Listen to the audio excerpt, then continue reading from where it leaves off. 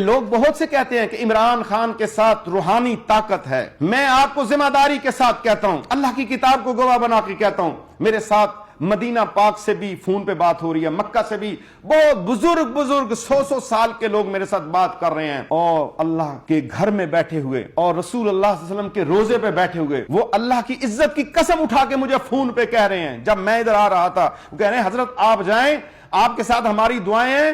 اور ایک بزرگ تو انہوں نے مجھے یہ کہا کہ میں رات مدینہ پاک کے اندر سویا ہوا تھا اور نبی پاک صلی اللہ علیہ وسلم مجھے خواب کے اندر آئے. وہ بزرگ بیان کرتے ہیں, میں نے خواب نہیں دیکھا. وہ کہہ رہے ہیں کہ نبی پاک صلی اللہ علیہ وسلم ارشاد فرما رہے ہیں پاکستان کے اوپر سب سے بڑا فتنہ عمران ہے, اور عمران خان جتنی دفعہ بھی میرے روزے پہ آیا میں نے اپنا رخ اس سے موڑ لیا, ہمیں کوئی خطرہ نہیں ہے پاکستان کو. وہ بزرگ کہتے ہیں کہ رسول اللہ صلی اللہ علیہ وسلم نے فرمایا ہے پاکستان کو کوئی خطرہ نہیں ہے, کوئی دھمکی نہیں ہے, یہ سراسر جھوٹا ہے, نفاق ہے, اور اس کی ساری بات جو ہے یہ غلط ہے. کوئی پاکستانی اس کی بات پر توجہ نہ دے, اور کوئی روحانی طاقت اس کے ساتھ نہیں.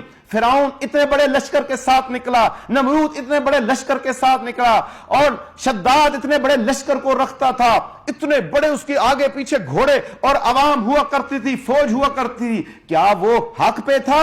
طاقت حق پر نہیں ہوتی. میرے آقا صلی اللہ علیہ وسلم 313 اصحاب کو لے کر گئے تھے, لیکن حق پہ تھے اور فتح انہیں ملی تھی, کیونکہ اس نے پاکستان کے اندر آ کے اودم مچا دیا ہے. پاکستان کے اداروں کو اس نے جو ہے انگلی پر نچانے کی کوشش کی ہے. یہ پاکستان کی افواج حرمین شریفین کی حفاظت کے لیے ہے, یہ پاکستان کی افواج ہماری سرحدوں کی حفاظت کے لیے ہے. افواج پاکستان ڈھال ہے, افواج پاکستان ہمارا لباس ہے. آج ہم راتوں کو سوتے ہیں تو پھر کیوں سوتے ہیں؟ بڑے آرام سے سوتے ہیں کہ بھائی ہم پہ حملہ نہیں ہوگا, کیونکہ ہمارے پاسبان کھڑے ہیں. سب سے بڑا ہمارا نگہبان اللہ ہے, اور یہ اللہ کی فوج ہے.